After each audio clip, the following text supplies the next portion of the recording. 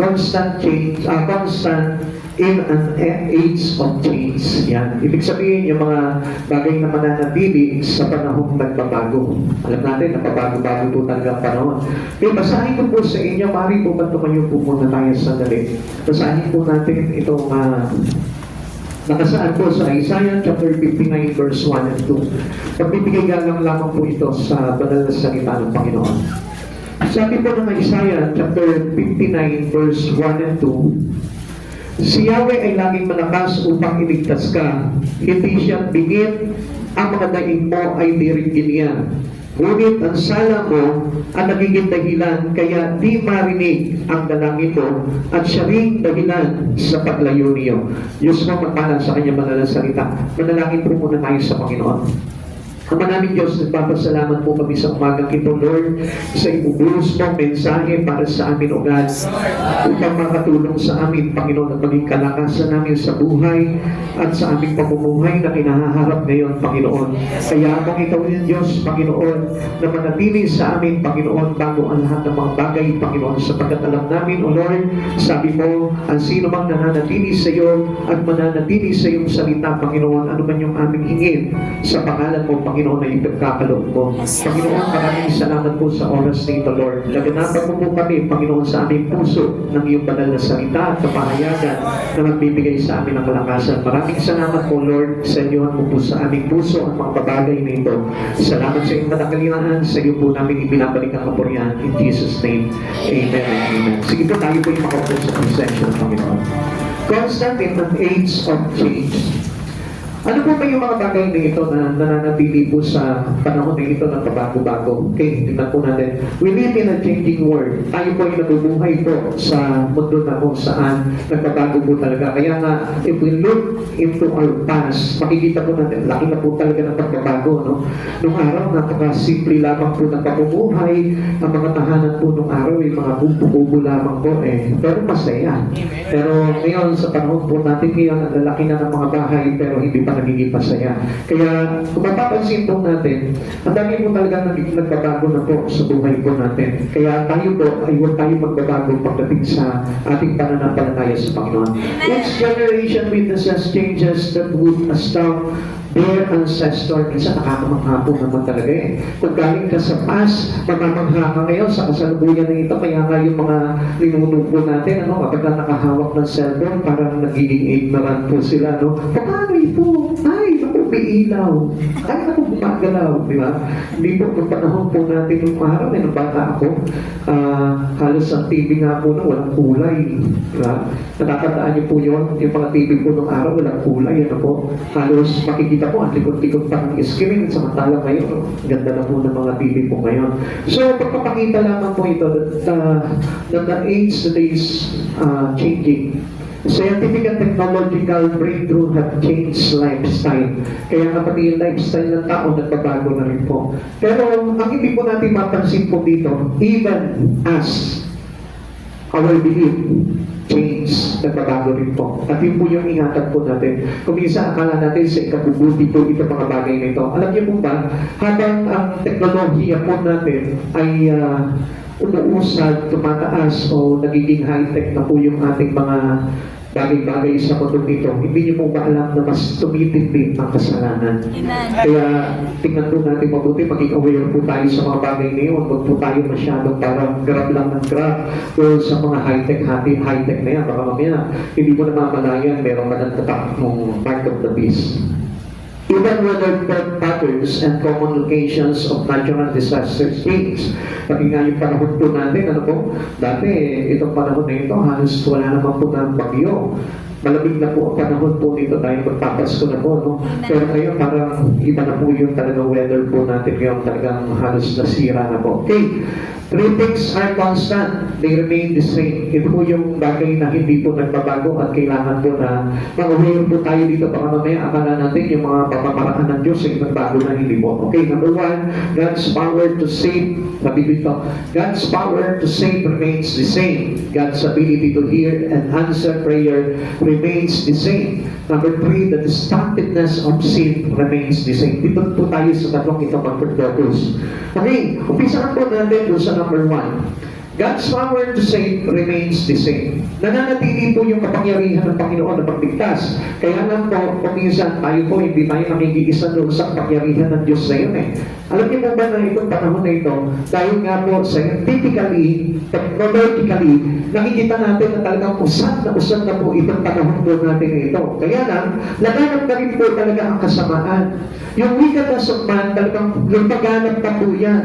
Kaya nga tayo bilang mga mananampalataya sa Panginoon, we must retain our faith in God. Amen. We must retain into the holiness of God. Amen. Kailangan hindi mababago po yun. Huwag tayo mag-change mind na sabihin natin, syempre, bago na, new generation na, nagbago na rin po yung pananaw ng Panginoon. Come on, hindi po nagbabago po yun.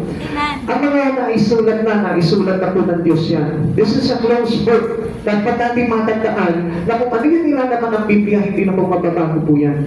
Sarado na po yan. Hindi na tayo makapagdadagdag. Hindi na po tayo makapagbabawas dito. Kung ano yung bawal. Kung ano po yung pwede. Yun po yung dapat na pagpasiyan po natin. God's power to save remains the same. Kailangan na may isa po tayo doon sa pagliligtas ng Panginoon. Kung tayo po ay mapapansin natin na mananatili tayo sa pananampalataya natin sa Panginoon. Kasi alam niyo po ba yung power to save remains the same. Nung paano tayo niligtas ng Panginoon, ganun din po sa panahon po natin. Hindi po nagbabago yan kung paano yung ginawa niya sa mga alagad po nung araw, kung paano yung ginawa niya kila Moises, kila Abraham nung araw, ganun pa rin po yung ginagawa niya po ngayon. Kaya kailangan yung pagsunod po natin sa Panginoon, yung pananampalataya natin, it's still the same with them. Katulad pa rin po nila. At hindi po natin po pwedeng baguhin yun. Siyempre, panahon po nila yun, panahon po nila yun. Ngayon, hindi na. Iba na yung panahon natin. Hindi na ba pwede sabihin ng Lord na gagawa tayo ng barko kasi meron na mga yate, meron na mga malalaking mga shipping lines po dyan na hindi na po tayo aabutin yung mga bahan yan. Come on, hindi pa rin po yan. Kaya nga nakikita natin sa panahon po natin ngayon, kayong wasagin ng Lord lahat ng mga bagay ngayon dahil hindi na po tayo kumbaga nakarelay po doon. Ngayon, ano po ba yung dapat po na kailangan natin panghawakan ngayon sa buhay po natin? Yung kailangan tayo dito mismo, being a part of the power of God to save humanity. Ikaw mismo. Niligtas ka ng Panginoon, kailangan yung kaligtasan na yun, ipaabot mo rin sa iba. Kaya nga po ang Diyos na ito, nananatili po siya na inaabot niya po talaga tayo palagi ng kanyang kanang kamay to assist us and to save us. Kaya mapapansin po natin, ang Diyos lagi ito may tumulong po sa atin yan. Ililigtas tayo sa lahat ng pagkakataon sa buhay natin. Kaya lang hindi napapansin po ng maraming tao yan. Kuminsan po kasi, ililigtas ka sa kapahamakan ng Panginoon, pero akala mo lang magaling ka na nakaiwas ka doon sa kapahamakan na yan. Tumawag dito. Ang Diyos po yung nagligtas po sa atin doon. Kung paano niya niligtas po, ito po sila Moises, sila Joshua po nung araw sa kapahamakan po. Ganun din po ang pagliligtas ng Panginoon sa atin. Kaya lang hindi natin namamalayan kasi hindi na hinahati ng Diyos yung dagat eh. Pero yung mga bagay na nagaganap sa buhay natin, kaya-kaya pong imparted po ng Panginoon yan. Kaya-kaya hatiin po ng Panginoon po yan. Okay, sabi niya po dito, behold, the Lord's hand is not shortened that it cannot save. Until now, nagliligtas ang Panginoon. Habang may pagkakataon, nagliligtas ang Panginoon. Kaya lang, mga kapatid sa Panginoon, tayo po mismo, gamitin po natin yung bagay na yun or samantalin natin yung pagkakataon na ito na maabot natin yung ating mga pamilya. Maabot natin yung mga tao na wala pa sa Panginoon. Kaya nga, kung mapapansin niyo po, nag-encourage po itong church na ito na every street preaching, sama po kayo yan. Every evangelization na ginagawa natin, sama po kayo na yan. Kasi tayo po lahat ay mananampalataya ng Panginoon. Being saved by God, kailangan tayo din po yung nagliligtas. Sabi ng Lord, sino mamagalay ng kanyang sarili buhay, alang-alang sa akin sa mabuting balita, ay magkakamit ng buhay na walang hanggan. So, gamitin po natin yung pagkakataon na yun. This is the statement that has remained through the ages. Nananatili po yan sa buong panahon. Hindi po nang babago po yung pagliligtas sa Panginoon. It is a statement that has remained true forever. Totoo po yan. Kahit na po naguluhin yung isipan natin ng mga teknolohiya na yan, ng mga cellphone na yan, still yung pagliligtas sa Panginoon, the same po yan. Kaya nga mga kapatid sa Panginoon, dahil po na humalig na po sa mga online na po.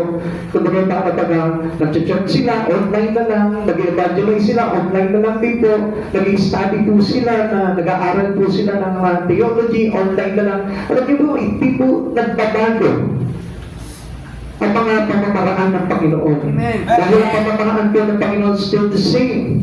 Kung paano niya inabot po yung mga alagad niya po ng araw, the same and now. The same in our present time. Ganun din po yun. Kaya nga napapansin mo, nandun pa sa kaabalahan ng trabaho mo, nilapitan ka ni Jesus. Tinawag ka ni Jesus, follow me and I will make you a fisher of men. Amen. Sinabi sa'yo ng Panginoon, kaya lang hindi natin napansin yun. Kasi hindi tayo aware spiritually. Akala natin kung sino lamang po yung lumapit sa atin. Ano po? Akala natin si pastor lang yun. Akala natin si brother lang po yun. Pero ang hindi po natin alam, it is the Spirit of God that telling you, follow me and I will make you a fisher of men. Bakit po ba tayo tinatawag ng Panginoon? Para maging part po tayo tinatawag na God's power to save. Kasi hindi po nagpapago po talaga yun. Gamitin po natin yun. Tayo po ginawa na po ng Panginoon bilang mananampalataya to be a fisher of men. At ito po yung pahayag ng Diyos na mananatili magpakailanman. Hindi magbabago yan. Kaya huwag po natin babaguhin po sa puso po natin itong mga bagay nito. God is able to save physical from physical danger. Napapansin niyo mo, no? Yung minsan makikita natin, sabi nila, the angel is real. Yung mga anghel ay totoo. Yung bang tipong mababagsakan ka ng building. Mahululugan ka ng building tapos bigla na lang merong gagamitin ng Panginoon para i-save ka. Yung bang halimbawa mahuhulog ka sa bangin, bigla na lang merong isang pagkakataon na mangyayari na magsasave sa'yo. So, ibig sabihin, that is always real. Sinisave tayo physically. Sa lahat ng aspeto ng buhay natin, sinisave tayo ng Lord. Lagi nga sa pag-aaral mo, sinisave ka eh. Mas itigil ka na sana sa pag-aaral, kaya lang ano nangyari? Ang sabi ng Lord, mag-church ka. Kaya nung nag-church ka, nag-involve ka sa church, hindi ka na nakapaglingkod sa Panginoon, nakapag-aral ka naman. Diba? Napansin niyo po ba yan? Hindi kayo makatawa, no? Pero yun ang totoo eh. Kung napapansin po natin, hindi niyo po ba napansin? Nag-pray po sa Lord. Lord, gusto ko makapag-aral, gusto ko makapag-aral. Sabi ng Lord, come into my church. Nagpunta ka sa church, nag-involve ka. At meron ka, binigyan ka ng Panginoon ng ministry. Tapos ito, nagulat ka ngayon, blessed ka pa ng Panginoon para makapag-aral ka. Ayun, nakapag-aral ka naman. Kaya lang ang problema, na-turn down mo naman yung ministry mo. Hindi po kasi ganun ang gusto ng Panginoon. Ang Diyos talaga nagpapala po ng buhay po yan. Kaya nga, huwag mong iiwanan yung bagay na ipinagkaloob sa iyo spiritually. At God is able to save from physical danger. Doon sa mga bagay sa buhay natin, physically, nililigtas tayo ng Lord yan. Pero huwag mo naman kalimutang iligtas yung espiritu mo. Ililigtas mo, isinantang mo ng Panginoon yung iyong physical na mga pangangailangan, pero ang problema hindi mo nakita, yung pinakamahalaga, yung iyong espiritu. Yung iyong kaluluwa, ang kailangan maligtas po doon. Tingnan niyo po ito, katulad din po ng panahon po nila, panahon po ng nila Moises, you opened the Red Sea to save Israel from Pharaoh's army. Nung hinahabol na po sila, no, nandun na po sila sa hangganan ng dagat. Anong ginawa po nito si Moises? Tumawag siya sa Panginoon, Panginoon, nandiyan po yung mga paraon, yung mga kawal ng paraon. Malapit na po kaming maabutan. Anong gawin ang ginawa po ni Yahweh? Sinabi niya, sige, taas mo yung tungkol mo, ituro mo sa dagat. At ano nangyari po? Pinaihip po yung malakas na hangin, and then nahati po yung dagat, nakaraan po sila. Amen. Now, it is the same. Parehas din po yun sa panahon natin. Hindi nyo man po nakikita yung talagang ihip ng malakas na hangin na pinapadala nito para hatiin yung mga bagay na humahabol sa iyong kapahamakan. Hindi pa natin nakikita yon. Kasi nakapokus na po tayo into our physical realm. Nakapokus na po tayo doon sa pang-araw-araw natin ginagawa. Pero ang hindi natin napamalayan, everything in our life, there is a danger. Amen. So what is this danger? Yung makakalimutan mo yung Panginoon sa buhay mo. Amen. Yun ang nakakatakot doon. Dahil kung makakalimutan natin sa buhay po natin ng Panginoon, nasa kapanganib po talaga ang kalagayan ng bawat isang tao. Amen. Alam niyo po ba, pagka kinalimutan po natin ang Panginoon, pag kinalimutan po natin si Jesucristo sa buhay po natin, talagang it is very danger. Bakit po? Kasi yung buhay po natin, hindi natin namamalayan, patungo na ng impyerno. Kaya nga, kung mapapansin po natin ngayon, God is able to save. Mayroong kakayanan pa rin ang Diyos sa panahon na ito. Kaya niya pa rin magligtas sa pamamagitan ng mga taong ginagamit niya, sa mga lingkod, sa mga pangyayari, sa mga salita niya. Nagagawa pa rin ng Diyos na maligtas. Kaya lang, masyado na po matigas po talaga ang ulo ng mga tao kung bakit hindi na po naririnig at nakikita itong mga bagay na ito. At magiging panganib sa kanilang buhay, hindi na rin po nila napapansin. Dahil nakatuon na lamang po sila sa mga bagay na gusto nila ma-achieve sa buhay nila. Subalit nakalimutan nila that we must achieve our salvation in our soul. Kailangan na yun ang talagang matukusan po natin sa buhay po natin. We delivered Daniel from death in the lion's den. Tignan niyo po ito. Si Daniel, pinili niya talaga yung mabuti. Pinili niya po talaga yung matuwid. Pinili niya talaga yung nakalulugod sa Panginoon. Na kahit ang katalim po dito kamatayan, hindi po siya nagatubiling gawin po itong mga bagay na ito. Bakit? Because on the hands of God, there is no danger. On the hands of God, there is no destruction. Malapit na kawasak kapag nandun ka sa kamay ng Panginoon, nasa panghahawa ka ng Panginoon. Ang sabi po sa atin ng Panginoon, aabutin niya tayo ng kanyang kamay para iligtas. At hindi po natin ng Panginoon na gawin ang mga bagay na yun. Kaya lang alam niyo mga kapatid sa Panginoon, doon sa mga bagay na yun, natatakot tayong tayuan ng Panginoon. Pero sa mga bagay sa physical, doon tayo takot na mawala. Kaya nga, kung mapapansin po natin dito, Daniel chapter 6 verse 19 to 22, pinakita po talaga dito, no? Yung inihulog po siya doon sa lion's den, natakot pa nga po yung hari, and sabi po sa kanya ng hari, nandiyan ka pa ba, Daniel? Tinawag niya si Daniel, umuwi pa si Daniel. Ang sabi po ni Daniel po dito ako, nandito po ako, umuwi ako, niligtas ako ni Yahweh, ang aming Diyos ng aming mga ninuno. Amen. Ngayon, alam niyo po na manghapo itong hari, natuwa po itong hari kasi kaibigan niya po si Daniel eh. Kaya lang wala po siya magawa po doon dahil yun po yung batas na kanyang nilagdaan. Pero ano po nangyari po dito? There is no distraction if you are on the hands of God. Amen. Pagkaan po natin, kapag tayo lumakad po tayo sa katwiran ng Panginoon, hindi po tayo mapapahamak. Pero kapag nilakaran mo lamang po yung sarili pamamaraan mo, there is always danger. Nandun palagi, nakabang palagi sa atin. Nandun pa rin yung banta talaga ng kapahamakan. Kaya huwag po tayo manangan sa sarili po natin. Sabi po ng Awit 56 verse 30, pagkat ako'y iniligtas sa bingit ng kamatayan, iniligtas ko rin ako sa ganap na kasiraan upang ako ay lumakad sa presensya mo, O Diyos, sa landas nikang liwanag na ikaw ang nagdulot. Ano po tayong ibig sabihin po dito ni David? Sabi po ni David po dito, na tayo lahat niligtas tayo ng Panginoon eh. Marapat lamang po na ang lakad na po natin sa katwiran ng Diyos. Kapag naman po na lumakad po tayo sa presensya na ng Panginoon, ibig sabihin, mamuhay tayo sa kabanalan, mamuhay tayo sa liwanag ng Panginoong Jesucristo. Huwag natin nasain na kapag mamuhay po natin, eh, nandito lamang po sa karinlang ng mundo. Dahil yung mga bagay na pinupukusan natin sa buhay nito, under the darkness of this evil world. Gusto ko po nang paalat po sa inyo yung mga bagay na yun. Nagsisikap tayo sa buhay nito physically. Pero ang hindi natin alam, yung pinagsisikapan natin is about the evil world. Nasa masamang sandiputan tayo. Na kung saan gusto tayo inaahon ng Panginoon dito sa mundong ito para maligtas tayo, pero still we choose this evil world. Bakit po ba sinabing evil world po ito? Dahil po sa mga bagay na ito, nakalimutan natin ang Diyos. Nakalimutan ng tao na meron palang Diyos na dapat sambahin. Nakalimutan ng tao na ang pagkakaligha po sa atin is to have fellowship with God. Kaya nga po, nakipag-fellowship na lamang po tayo sa mundong ito. Nakipagkaibigan na lamang po tayo sa kaibigan na ito. At ang sabi ng Biblia, sino man nakikipagkaibigan sa mundong ito ay kaaway ng Diyos. We have been brand with this word. Dahil kung kakaibiganin natin itong mundo na ito, ay dahil mapapahamak po tayo. Pero ang Diyos, anong pangako niya sa atin? The power of God still remain to save. Nananatili siya na magligtas pa rin ang kaluluwa. Kaya manunin po ang Diyos dahil nandito po tayong lahat. God is able to save the soul from death. Tandaan po natin, hindi lang yung physical danger ang iniingatan sa inyo ng Lord, kundi maging yung soul, yung ating kaluluwa.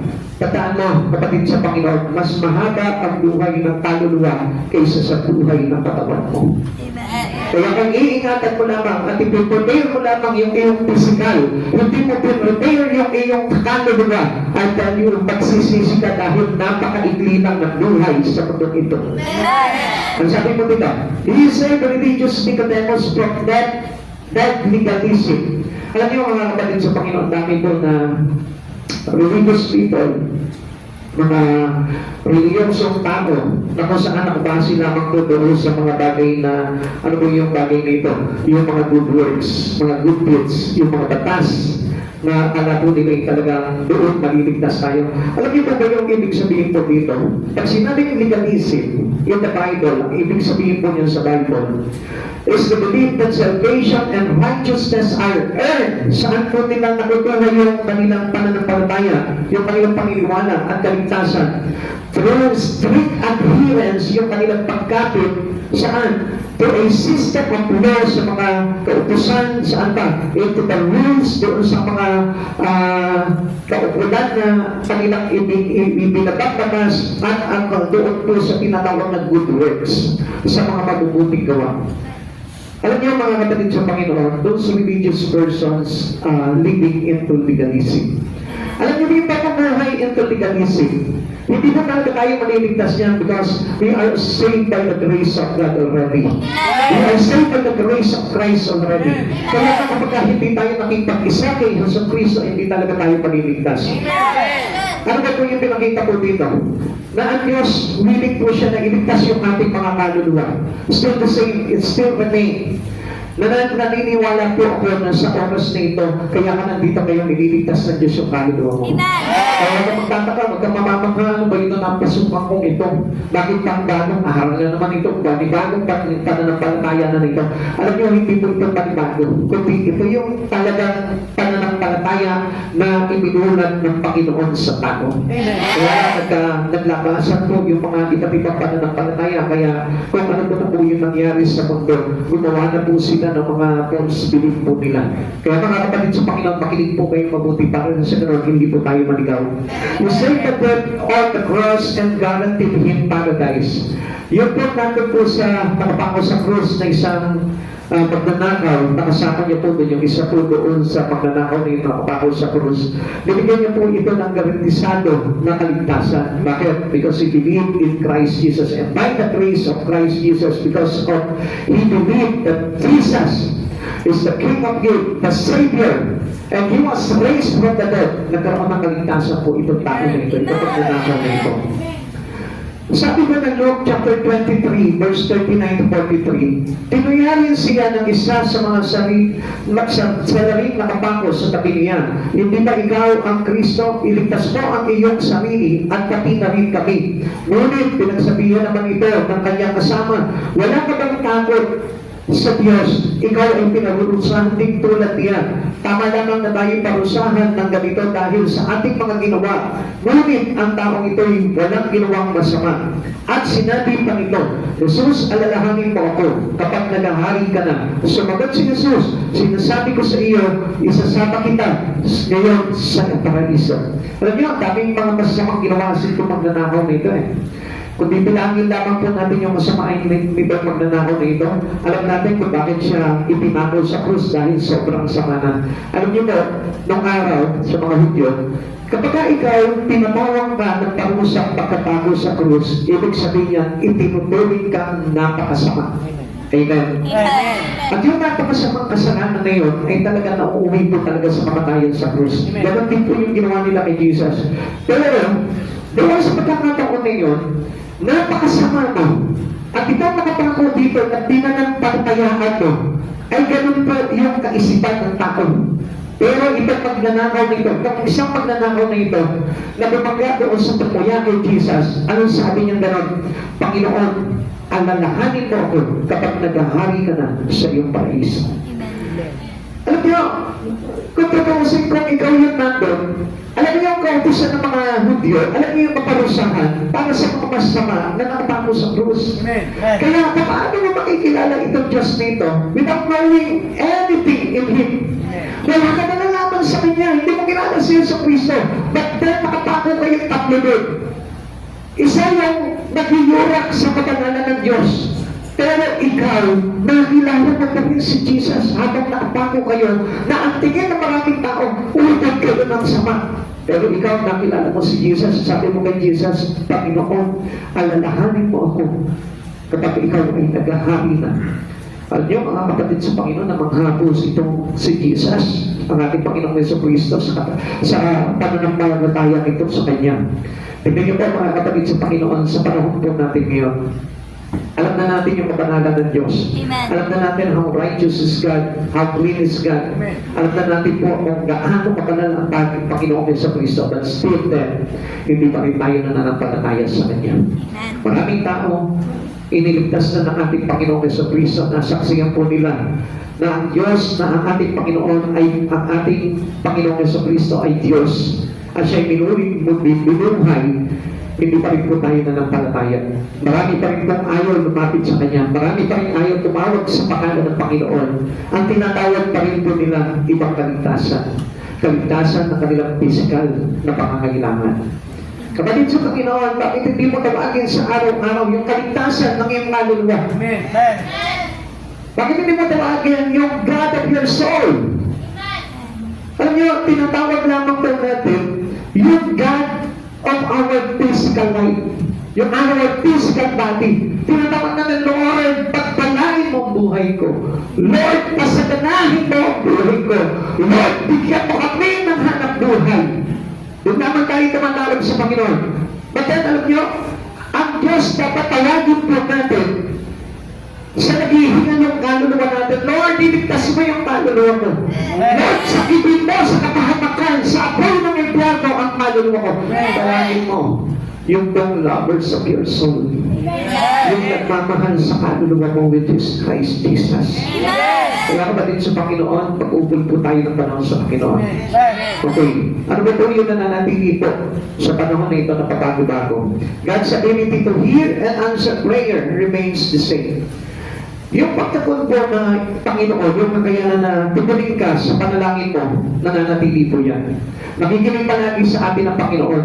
Every prayer that we make, if the name of Christ Jesus is still heard in heaven. Amen. Naririnig po ng langit po yan. At alam niyo po ba, hindi naman po ang Diyos ang nakakarinig po yan. Lahat ng mga anghel sa langit, kapag nananalangin ka, nagkakagulo po sila doon para yadigin yung iyong mga panalangin.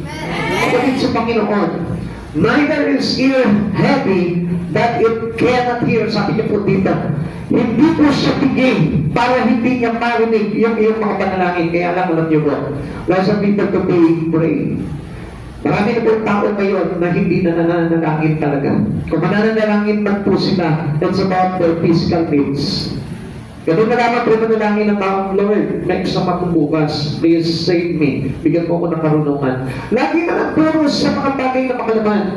Lagi na lamang sa mga bagay na makasanlibutan. Pero hindi na po natin naisip na ang Diyos, mahal niya yung kaluluwa mo. Gusto niya na maligtas tayo at bigyan tayo ng buhay na walang hanggan. Pero ang inisip pa rin po natin, yung mga bagay lamang sa ating laman. Yung mga bagay lamang sa mundo ito. Kapatid sa Panginoon, bakit hindi mo ialay yung buhay mo sa Panginoon? Live in the Spirit of God. Kailangan sabi ng Lord, you must walk into the Spirit. Amen. And not give way into your flesh. Mga kapatid sa Panginoon, hindi niyo po ba alam na sa araw-araw nananawagan ng Panginoon na yung kaluluwa mo ay ingatan mo? Alam niyo, kapag tumatawag tayo sa Panginoon, minsan hindi na natin nababanggit, Lord, ligtas mo ako sa pamakan. Lord, ligtas mo yung kaluluwa ko sa apoy ng impyerno. Alam niyo, kapag hindi natin nababanggit yun, ang sakit sa kalooban ng Panginoon habang napapakinggan niyo yung panalangin mo. Kapag tinutulog mo lang, Lord, yung mga utang ko, ang dami na bayaran mo. Lord, yung mga pangangailangan ng mga anak ko, Lord, tunan mo ito, Lord, you will provide. Lagi na lang provide ang Lord, hindi niyo lang nakikita eh. Kahit hindi ka naman namigay sa Panginoon, nagbibigay ang Panginoon eh. Kaya naman nyo, ang gusto talaga ng Panginoon Jesucristo, marinig niya mula sa iyong mainit na labi. Nahilingin mo sa Kanya, Lord, save my soul! Yun yung gusto na marinig sa atin ng Panginoon. Kaya lang, ang dami naririnig na Lord. Okay, marami nagpapray, pero anong pinapray po nila, Lord? Ingatan po yung pag-aaral ng anak mo, Lord, mga graduate mo. Lord, yung negosyo ko, ingatan mo, Lord. Ang daming kompetensya sa negosyo, Lord, ingatan mo. Huwag masalot yung negosyo ko. Ang sakit sa pagdinig ng Panginoon eh. Hinihingi mo lamang yung mga temporary things in you. Pero yung bagay na makakasama mo sa habang buhay, ang Lord, alam niyo po ba, yung ang hindi mo hinihingi, kaya masakit sa tenga ng Panginoon na malaman niya, na marinig sa iyong mga labi, na galing sa iyong puso, na paanong sinasabi mo, Lord, ayaw kitang makasama eternally. Yun ang ibig sabihin ng kapatid. Na kapag ang hinihingi mo lamang, Lord, give us this day our daily bread. And not for only this day, but for the week, for the month, for the year, for my whole life. Kung tayo humingi sa Panginoon eh, parang sinasabi tuloy natin sa Panginoon, Lord, ayaw kitang makasama sa eternity.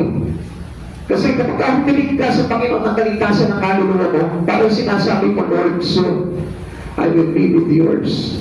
I will be behind you. Amen. Amen. Magsasama tayo, Panginoon, pupurihin kita, paglibing ko lang kita, magpasala ng hanggan. Kapatid sa Panginoon, yun ang hinihingi ng Panginoon sa atin, na marinig na yan sa atin. Ikaw, tanongin mo yung sarili mo, revisahin mo yung isipan mo nung nanalangin ka. Ano ba yung iyong ipinanalangin? Hindi ba kumisan yung pinanapanalangin natin, Lord, ingatan mo ako sa paglabas ko, Lord, at sa pagbiyahe ko, Lord, ingatan mo ako. Mahalaga na rin sa iyo yung iyong mga kapakanan pang sarili, kapakanan sa mundong ito.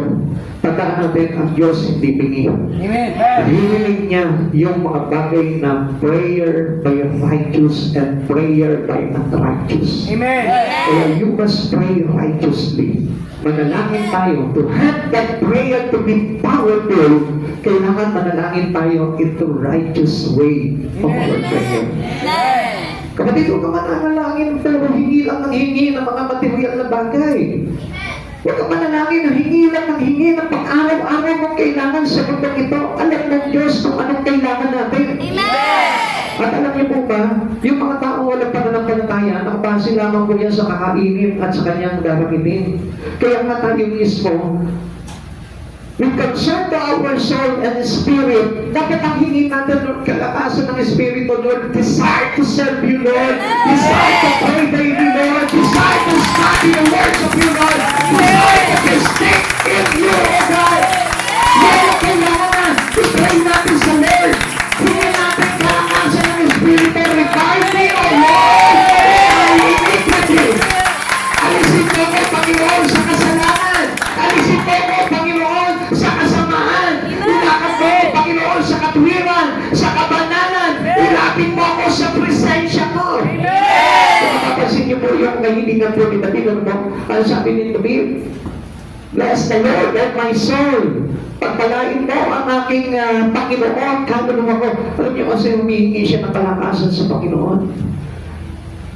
At ang yung kalakasan na yun, hindi sa laman. Kalakasan sa Espiritu, because we are getting our victory in the Spirit and not on the flesh. Kahit pagkatumpay ka sa pagkakita, nagpapahamak yung kaluluwa ko, hindi ka tagumpay. Amen.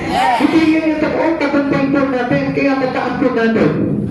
Ang Diyos lagi nakikinig po sa panalangin po natin yan. At ang gusto po talaga ng Diyos, marinig niya sa iyo, mula sa labi maggaling sa puso mo, na hinihingi mo sa Panginoon, Lord, so gusto kita makasama sa iyong karamihan para makatulungan mo at makatulungan mo magpakailangan. God heard the prayers of His people while they were slain in sin in Egypt. Tingnan niyo po ang Diyos, aware siya sa mga nangyayari sa buhay natin eh. Alam niyo po ba, na kahit po itong mga Israelita under slavery of Pharaoh, ano po ang ginawa po ng Diyos dito? Tinawag niya si Moises, ano? Sabi niya, "God Moises to deliver them and tell them he had heard their prayers." Naririnig ng Diyos yung mga dalit mga Israelita noon. Nahihirapan na sila doon sa pang-aalipin ng Paraon po sa kanila sa Egypto. He promised to bring them into a good land flowing with milk and honey. Ang ginawa po sa kanila dito, tingnan niyo ang Diyos, kapag ikaw dumadaing ka sa Kanya, tumatawag ka sa Kanya, ano ba yung mga kahirapan mo? Alam niyo, ang Diyos mismo, gagawa siya ng pamamaraan para hanguin ka doon eh. He also heard our prayer and sending us a servant para tugunin tayo. Okay, ganito po yan. Alam niyo, kapag dumating sa inyo ang isang lingkod ng Diyos, ang ibig sabihin niya, narinig from heaven ng Lord yung daing mo. Bakit ka ngayon merong pastor? Bakit merong lingkod na ginagamit sa iyo? Bakit merong nagka-Bible study sa iyo? Because God heard you from heaven. Narinig ka ng Diyos mula sa langit eh. At yun yung paraan ng Panginoon to send you His help. To send you His hand para abutin ka doon sa mga karaingan mo. Kaya nga kaminsan, iba yung expectation natin eh, na pagpapagalan ng Diyos ng tulong sa buhay po natin. Expected natin, oy, may darating sa aking biyaya. May darating sa aking pera. May darating po sa aking trabaho, negosyo. Ganun po yung kaisipan po natin eh. Na yung answered prayer, kapag nakita natin na, uy, dami kong pera ngayon. Ganun yung answered prayer natin eh. Which is balutod po talaga eh. Dahil ang Diyos po talaga, if He sent you a servant of God, ang ibig sabihin ng dumating na yung tulong ng Diyos sa buhay mo. Kaya nga ito po, mga Israelita po nung araw, di nila ma-recognize po ito si Moises. Di nila makilala. Sabi nila, papahirapan mo lang kami, papatayin mo lang kami sa ilang. Akal sila ng angal, pero narinig po ni Yahweh, yung daig po nila, nahihirapan na po sila sa pagkakakalipin, sa pagkatrabaho po doon sa Egyptio. Kaya anong ginawa po nitong si Yahweh? Tinawag niya si Moises, punta ko doon, sabihin mo, kailangan nila palagayin itong aming mga bayan ng Israel na ito. Pero anong ginawa po nila? Ayaw mamayag ng paraon. Pati yung mga Israelita, ayaw lumabas doon. So, tingnan nyo, minsan tayo, binibigyan tayo ng kaligtasan ng Panginoon, pero still, ayaw natin. Lord, ayaw ko. Ano sinabi ba ng mga Israelita? Kaya na kami dito. Okay na kami dito, nangahit nahihirapan kami sa trabaho namin, kumakain na magtang kami araw-araw. Pero ang pangako sa kanila ng Panginoon, He promised to bring them into a good land, flowing with milk and honey. So, ibig sabihin po nito, talagang plenteous blessing yung nabibigay na sa iyo ng Panginoon eh. Kahit nahatag na nga ang Panginoon sa buhay mo, pero ayaw niya naman lumapit sa Kanya. Lord, hindi ikaw ang kailangan ko eh. Ang kailangan mo lang yung blessing. At ito kami kung gusto ko, pero huwag mo kami papagunahan. Yan ang problema ng mga tao. He looks only for material blessing, and they didn't look unto the blesser. Tingnan mo palagi yung nagbe-bless, para na sa hindi mapahamak yung buhay mo. Tandaan natin, God is always reaching us. Amen. Kahit tayo inaabot ng Panginoon and is willing to save you, not only you, but your family. Kaya nga tayo tayo ba mismo ba, dapat tayo sa pamilya natin, magbigay po ng pagpapalang kaligtasan sa kanila eh. Bala ka dyan, sige, mag-iwan ka na dyan, maglinis ka na lang ng bahay dyan. Total, wala kang pasok ngayon, maglinis ka na lang dyan. Instead na isama mo sa church, iniwanan mo dun. Kaya tuloy, wala nang kamalay-malay. Instead na naglilinis ng bahay niyo, nakakapakinig ng salita ng Diyos, ang ginagawa, nagbabagag sa cellphone, naglalaro ng mobile legend. Kaya isang araw, hindi mo namamalayan ano na nangyari sa anak mo. Iba-iba na yung sinasabi. Iba-iba na yung ginagawa. Ngayon, tatanungin mo ngayon yung anak mo, anak, bakit ka nagkaganyan? Hindi mo dinala sa Panginoon. And that is true. At alam niyo po ba, nakikita na po talaga sa panahon po natin. Dahil napapabayaan po ang mga anak. Napapabayaan ang tao sa mga bagay-bagay na hindi natin namamalayan nakakasama na pala sa kanilang espiritu. Pero hindi natin alintana yun. Balik mo yung mga anak mo sa Panginoon. Balik mo yung pamilya mo sa Panginoon.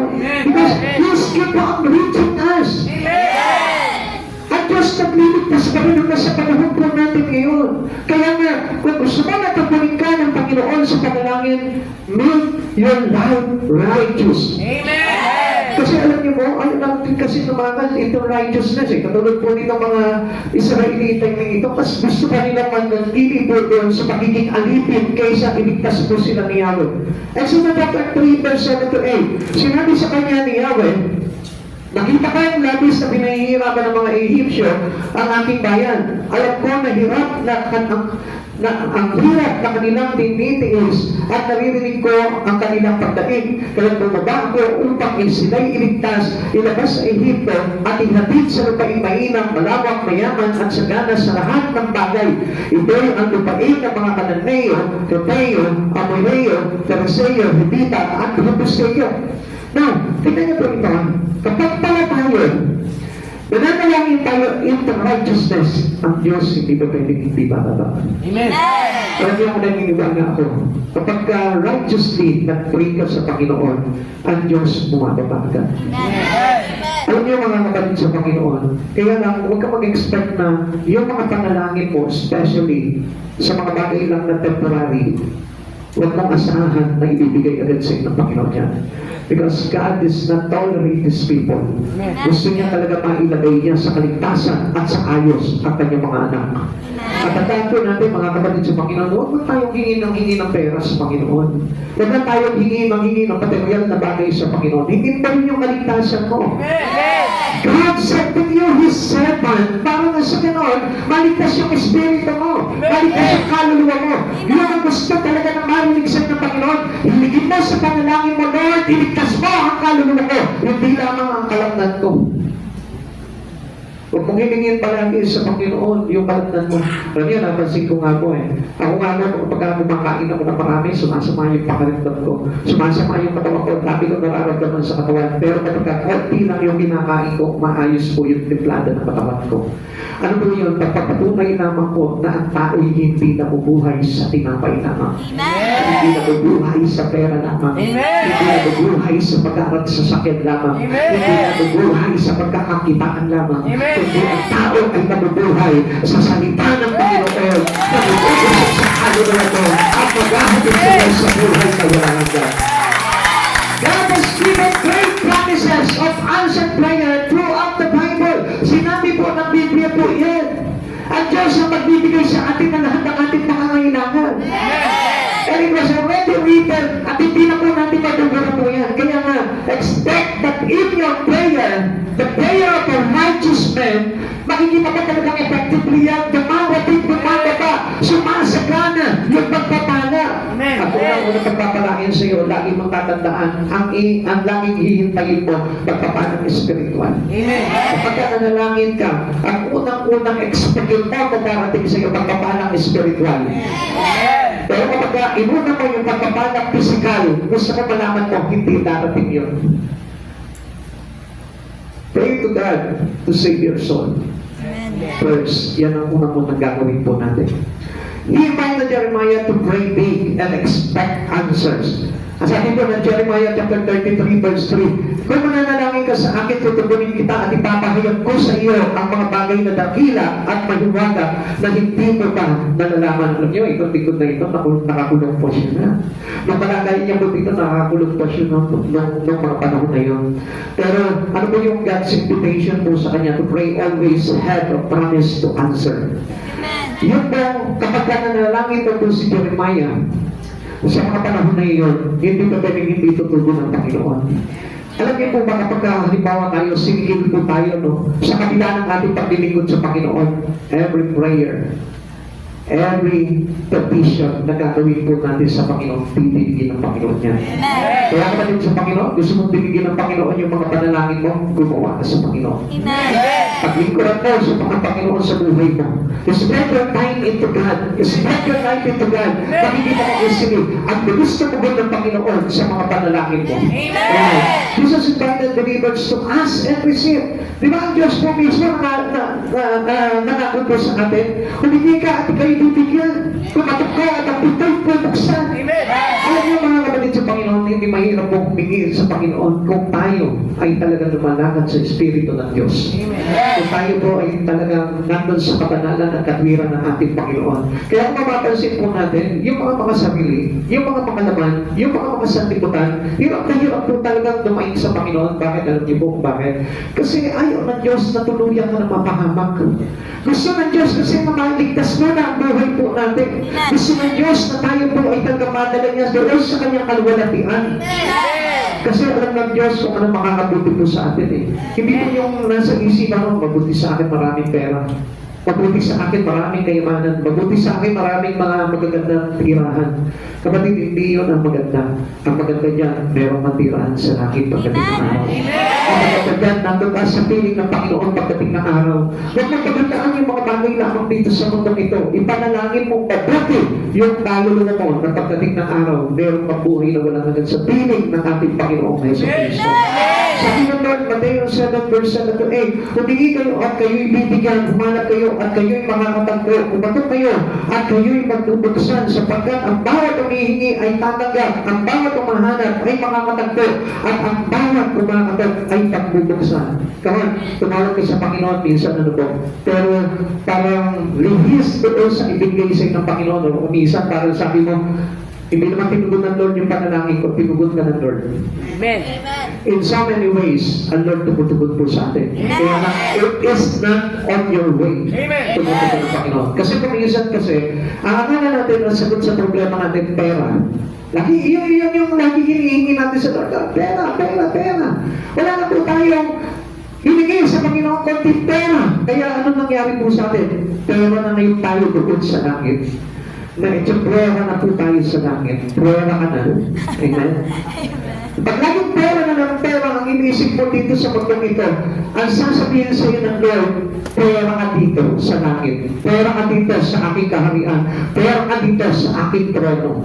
Kapatid sa Panginoon, ang hingin mo, yung kaligtasan mo. Amen. Kaya sabi ng Lord, at pinangako ng Lord, kung tayo hihingi sa Kanya, bibigyan na tayo eh. Kung tayo humahanap, makakatagpo tayo. Kung tayo kakato, pagpito ay bubuksan sa atin. So, ano yung gusto kang mabuksan ng Lord sa buhay natin? Yung kaligtasan mo. Amen? Gusto ka ng Lord na lahat maging mayaman? Hindi. Kaya nga, mayroong mayaman, mayroong mahirap. Gusto nga magba ng Lord lahat matalino? Hindi. Kaya nga, mayroong kukunti lang ang kaalaman at mayroong marami ang kaalaman.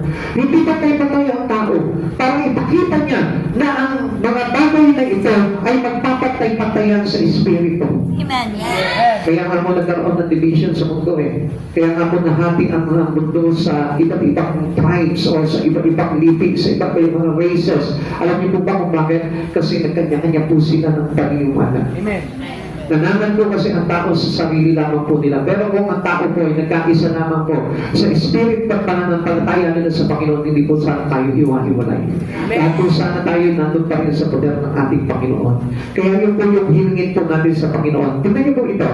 Saan po ba magpupunta ang isang tao? Halimbawa ikaw, tatanungin kita, saan ka magpupunta? Sige, sagot mo. Sigaw mo. Saan ka magpupunta? O tingnan niyo, hanggang ngayon, hindi niyo pa alam kung saan kayo mapupunta. Ayaw niyo pang i-claim. Langit! Tayuan mo ngayon, langit ako, Lord, langit! Amen! Bakit punta ka pa rin na mapupunta ka sa impyerno? Tingnan niyo po yan, ha? Tatanungin mo yung bata dito. Tanungin mo yung bata. Tatanungin mo to, saan ka mapupunta?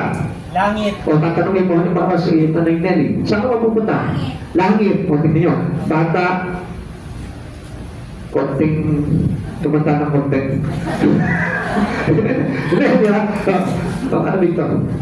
Kasi ang hirap naman sabihin, matanda eh. Hindi, di ba? Bata, matanda, parehas yan sa langit pupunta. Pero, ang hindi tayo nakakatiyak dito, pag hindi mo tinanggap si Jesus sa buhay mo, saan ka kaya mapupunta? Yun ang pagkakaiba nun. Sino mayaman dito? Honestly, mayaman. Kaya na naman kayo eh. Sino ka naging mayaman? Kapag pray nyo na, yayaman ka. Ayan. Okay. Sige, mayaman. Tingnan nyo ha. Sino naman dito yung mahirap? Ikaw, mahirap ka. Mahirap ka pakipagaya. Hindi. Diba? Kaya ikaw mayaman and then mahirap. Parehas naglingkod sa Panginoon. Saan kaya mapupunta ito? Langit. Di ba? Yung isa hindi naglingkod sa Panginoon, saan kaya mapupunta ito? Langit pa rin tayo? Oo. Okay. So, ang ibig sabihin po dito, iisa lang ang kailangan natin. Amen? At kami po yun, si Jesus. Alam sa ganon, isa na nga po yung pupuntahan natin. Pero bakit ang dami natin hinahanap? Yung isa kailangan ng tema, yung isa kailangan ng bagay, yung isa kailangan ng maraming bagay, yung isa kailangan ng maraming kang pagkain. Amen? Sino na dito yung malakas kumain pero kaya? Pagpatingin lang sa sige, to be honest, tayo. Pakita mo sa kanila yung katawan mo. Sige, tignan nyo, ang lakas kumain nito, tatlong batehado yan, kapakain yan. Pero kaya, sino dito yung malakas kumain pero mataba? Patingin. Ikaw-compare lang natin para makita nyo. Ha? Sige na, umamin na kayo. Huwag kayong mahiga. Paano yun? Pag-amin yung yan, you set you free.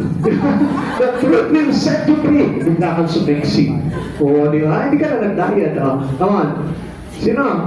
Ayan. Tingnan nyo, ha? Tingnan nyo yung difference. Ha? Malakas kumain, payat. Malakas kumain, mataba. So, parehas lang naman silang kumakain. Amen. Yeah. Pero, pagdating sa Espiritu, pag nanampalataya sila kay Kristo, isa lang ang pupunta niya. Amen. Naintindihan po natin. Kaya na kasi po ang tao, there is no temple right. Kaya kung pananalangin sila sa Panginoon, iba-iba po kasi yung panalangin po natin. Yung iba nananalangin ng malaking bahay, sabi ko nga po sa inyo, nananalangin ng malaking negosyo, nananalangin ng yumaman. Pero ang hindi po nila alam, ang dapat na panalangin po natin is to save our soul. Amen. Yung maligtas yung ating kaluluwa. Yun ang kailangan natin higinta sa ating Panginoon. The early church prayed and thousands came to Christ. Na dapat po tayo, kapag tayo po ay mananalangin, claim that the power of God will be there into our prayer. Kasi ang dami po mga prayer ngayon Dapat nananalangin tayo. Di ba? Nag-church ka ngayon sa oras na ito. Totoo kaya ito mga naririnig ko. Dapat ka. Kaya hindi po talaga dumarating yung katotohanan ni Christ. Totoo kaya ito na pakinggan mo. Dapat ka. Kaya hindi po dumarating yung katotohanan ni Christ. Huwag ka magiging down pagdating sa mga bagay na itinuturo ng Panginoon. Alam niyo mga kapatid sa Panginoon, tingnan niyo po itong early church. Itong mga unang iglesia. Sabi ko ng Gawa chapter 1 verse 14, lagi sila magsama-sama upang manalangin kasama ang mga babae at si Maria na ina ni Jesus, ganoon din ang mga kapatid ni Jesus. Ano nangyari po ngayon? The key to breakthrough prayer is to believe as one in Christ. Ang sarap na kasing panalangin kapag tayo po'y nagkakaisa sa panalangin. Amen. Amen. Halimbawa, prayer intercessory. Makikita mo, may hihiling na para sa kabuhayan niya. Tapos, may hihiling na para doon sa kanya. At tuloy sa kanya. Kaya ano nangyayari po sa atin? Tayo po yung nangyayari, nagiging makasarili nito. Hindi tayo nagkakaisa sa panalangin. Kung mananalangin po tayong lahat, katulad po ng ginawa po natin kanina, baka mamaya manalangin tayo para palayasin yung pagod, pero panalangin mo, Lord, papalain mo ang buhay namin. Kahit mag-iuhin kami dito, Lord, kasi bahay namin ingatan mo. Hindi gano'n. Ang panalangin natin, lahat masip. Lahat maligtas. Wala pong taanan ng bagyo na ito. Minsan pinapray natin Lord, yung bahay namin doon, kahit tumama lang dito po sa mga tabi, kasi yung bahay natin safe. Paano tutugunin ng Panginoon yan? Prayer as one in Christ. Yan ang powerful prayer na kailangan natin. Sabi po ng Gawa chapter 4, verse 31 to 33, pagkatapos nila panalangin, nayanig ang kanilang pinagtitipunan. Sila lahat ay nabuskos ng Espiritu Santo at doon tapang nanangaral ng salita ng Diyos. Nagkaisa ang damdamin at isipan ng lahat ng mananampalataya. At di tinuring ni naman na sarili ang kanyang mga ari-arian kundi para sa lahat. Wala po yung selfish yung selfish intention na po. Wala po yung makasariling intention po. Verse 33, taglay ang kagilang kapangyarihan ang mga apostol ay patuloy na nagkatotoo tungkol sa kuling pagkabuhay ng Panginoong Jesus. Ang masaganang pagpapalay ay tinaglay nilang lahat. Tingnan nyo, anong nangyari po dito? Nagkaisa sila sa panalangin na makapagligtas ng maraming kaluluwa. At anong nangyari po dito? Sumunod yung pagpapala. Amen? Hindi sila naging selfish doon sa kanilang mga ari-arian. Ginamit nila yung kanilang mga ari-arian. Binlas nila yung mga apostol para sa mga misyon ng mga apostol na ito. Para makapagligtas ng kaluluwa. Kaya anong nangyari? Tingnan niyo po yung last part nito. At ang masaganang pagpapala ay tinaglay nilang lahat. Alam niyo po ba?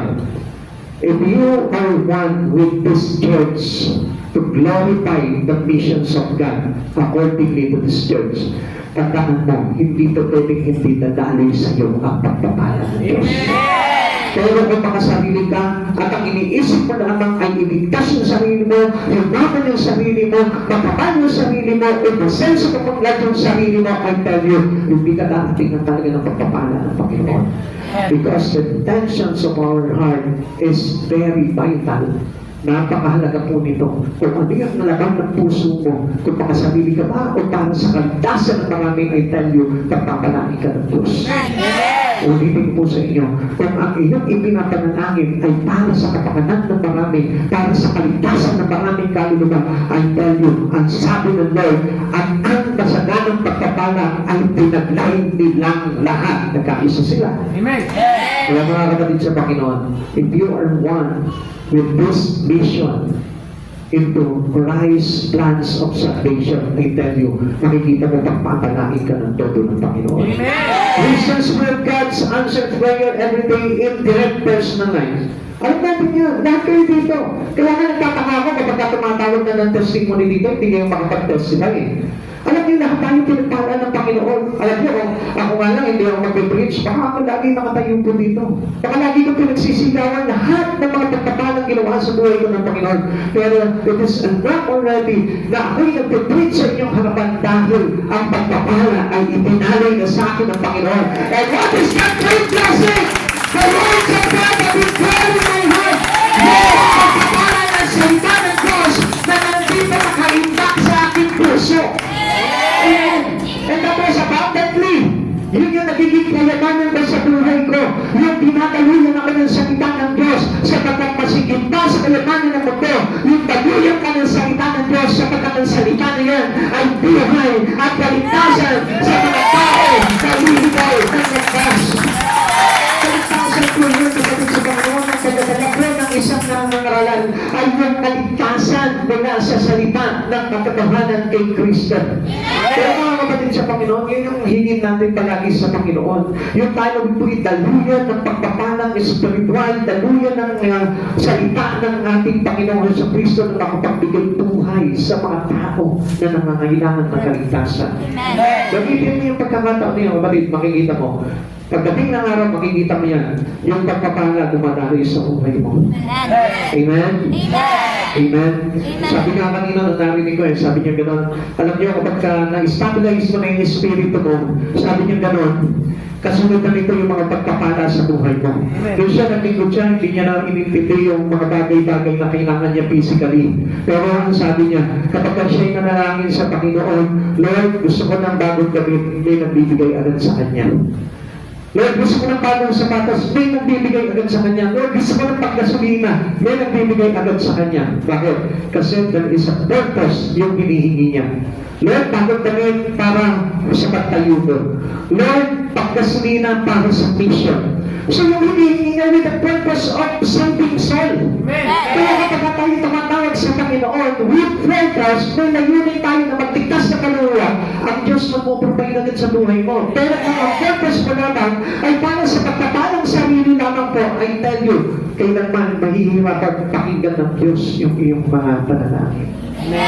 Tandaan nyo, basta kalisan po tayo sa mga maraming mananampalataya sa panalangin. Gusto ko malaman mo, tataglayin po nila yung pagpapalang masagana mula sa Panginoon. Amen. And last, number 3, the destructiveness of sin remains the same. Mananatili po yung pagkawasak dahil sa kasalanan po natin. Huwag po natin hayaan na yung kasalanan ay mananatili lamang po sa atin. Kailangan po na ilagay po natin yung ating mga pagkakasala. Dahil yung mga kasalanan po yun, lagi po ang kabayaran po niyan is destructiveness. Sabi po dito, your iniquities have separated between you and your God. Your sins separate you from God. Ulitin po sa inyo, habang ikaw po yung nagkakasala, hiwalay ka sa Panginoon. Yun po yun. Wala tayong magagawa po doon. Kaya nga, ang kailangan natin gawin po dito, let go natin, bitawan natin yung pagkakasala natin, and turn your life into God. Ilapit natin yung buhay natin sa Panginoon. Mabuhay tayong may kapanalan. Pagkukulan natin, pagsikapan po natin na i-welcome yung Espiritu po natin sa Panginoon. Kaya nga, alam niyo, napakataligado po talaga that our life is focusing on the Word. Kasi makakalimutan natin yung mga dapat na i-repent natin sa buhay natin dahil sa kabalaan po natin. Kaya ulitin ko po sa inyo, yung sinabi po dito sa verse 2, Isaiah 59 verse 2, Ngunit ang sala mo, ang nagiging dahilan kaya di marinig ang dalangin mo at siya rin dahilan sa paglayo niyo. It is the cause for us to separate our spirit into God. Ito po yung naglalayo po sa atin. Ulitin po natin. Ang masasama ninyong gawa ang dahilan sa pagkawalay ninyo sa Diyos. Nagkasala kayo kaya hindi niya siya makita at hindi niya kayo marinig.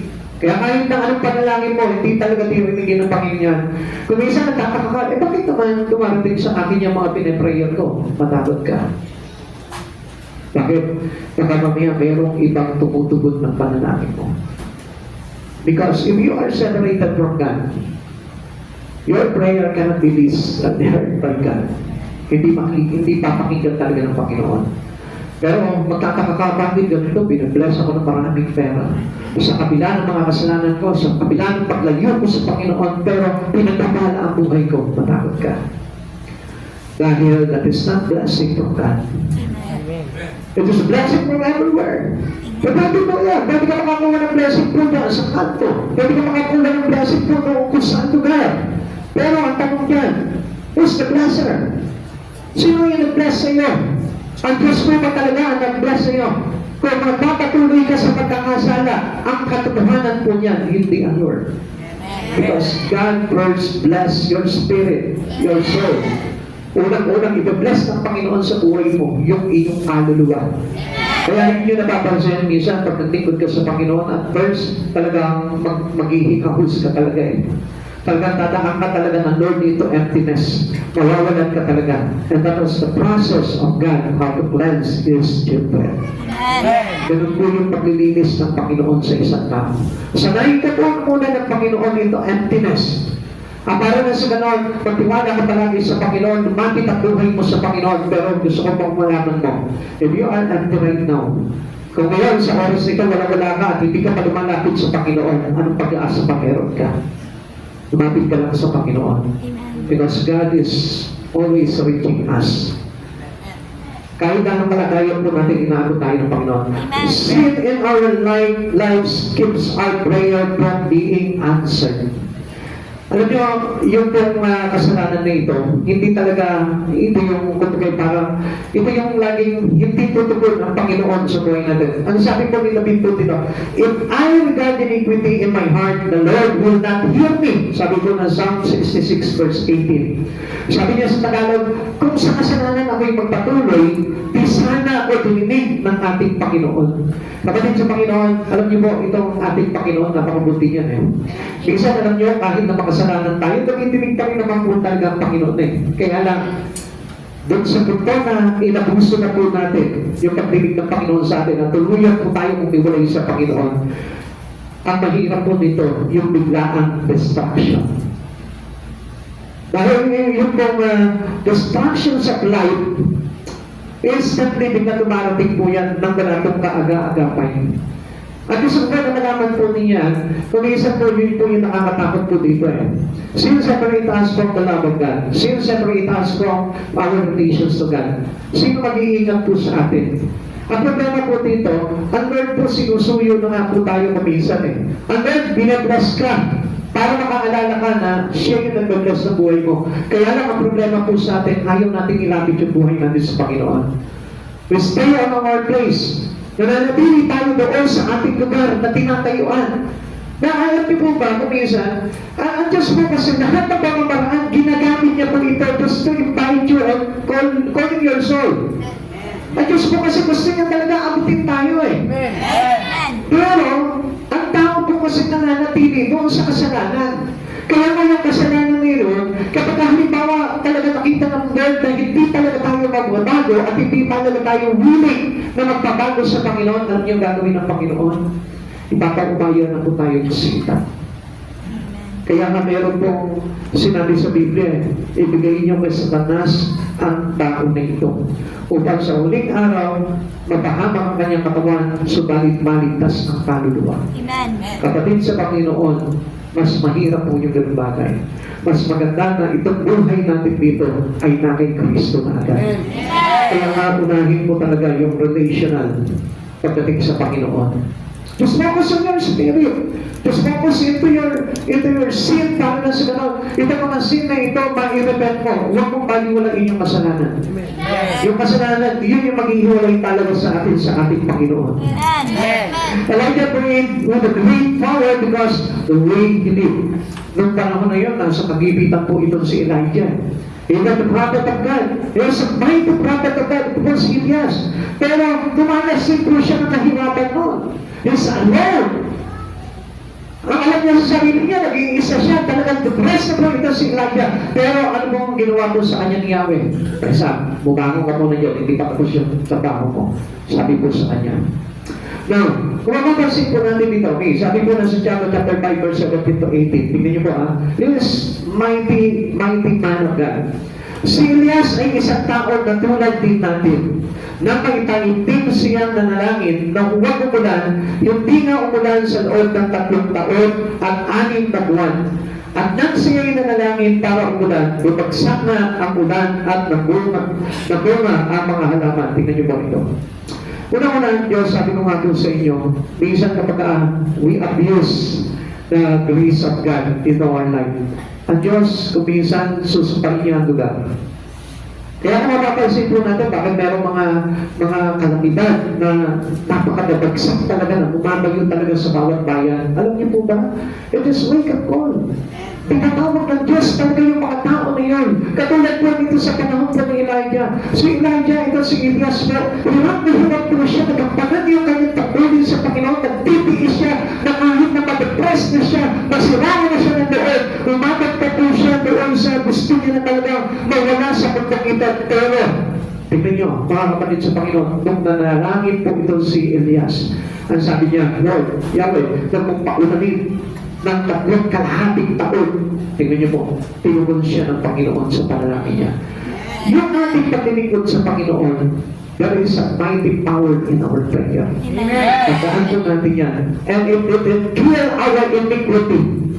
Lahat ng kasamaan, lahat ng kasalanan, pwede po wasakin po ito sa pamamagitan ng panalangin ng isang taong nagsisikap na paglikuran si Yahweh sa kanyang buhay. Eh kaso, ang problema po natin, alam natin that sin separated us from God, pero still, hindi pa rin natin isinisiksik yung buhay natin sa Panginoon. Alam na natin, makasalanan na tayo eh. Alam na natin na puno na ng kasalanan yung ginagawa natin sa buhay. Pero nilalayo pa natin yung buhay natin kay Kristo Jesus. Alam niyo, pagka alam mo na ang buhay mo ay puno na ng kasalanan, ibig sabihin yan, mauuli ka sa pagkawasak.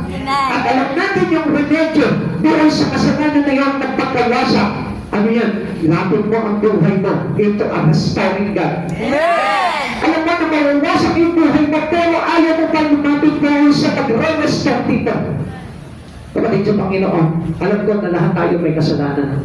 Pero ang pagkakaiba po natin dito, marami sa atin ayaw lumapit sa Diyos. Ayaw bumalik ang buhay sa Diyos. Ayaw niya talagang i-connect yung buhay niya. Isuko niya yung buhay niya sa Panginoon. Sabi ng Lord, sin separate you from God. Yung kasalanan na yun, naglayo sa isang Panginoon, tapos alam mo na yung bagay na yun, pero lumalayo na pa sa Diyos. Instead na pilitin mo nga ang Diyos, magmakaawa ka sa Panginoon, Lord, please have mercy on me. I am a sinner, need for salvation. Amen. I am a sinner, need for you, my Savior. Amen. Dapat nga po, tayo po mismo nagmamaniklihan na tayo sa Panginoon. Panginoon, tanggapin mo ako sa paglilingkod. Panginoon, tanggapin mo ako. Pahintulutan mo ako na maglingkod sa iyo. Pahintulutan mo yung buhay ko na ito na makasalanan, na makaabot sa iyong kapanalan. Amen. Lagi po natin dapat ipinapanalangin sa Panginoon yun dahil alam natin ang isang kasalanan maliit man o malaki pwede makapaghiwalay sa atin sa ating Panginoon Jesucristo. And how are we going to say? Paano tayo makakarating sa langit kung ihiwalay natin yung buhay natin sa Lord? Alam niyo, chance sa ang pinaka-chance na lamang po ng isang katulad natin, yung tayo'y ipagsiksikan natin ang buhay natin kay Jesucristo. Isiksik mo yung buhay mo sa Lord. Even though you are not worthy, you are unworthy to God, you are unworthy to serve God, isiksik mo pa rin yung buhay mo kahit pinipigilan ka, kahit hinahasangan ka, kahit may kalaman ka, may problema ka,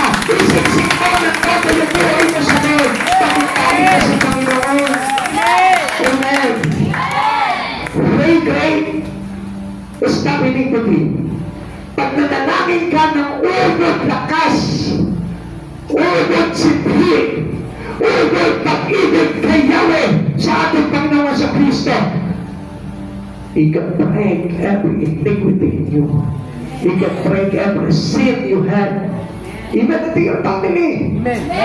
Kahit na sa iyong pamilya, kayang masakin lahat ng mga kasalanan nila. And it will turn back to God. Kaya na ngayon natin sikapin ang liit ng bagay, ang liit ng panahon, ang liit ng pagsusumikap natin pagdating sa Panginoon.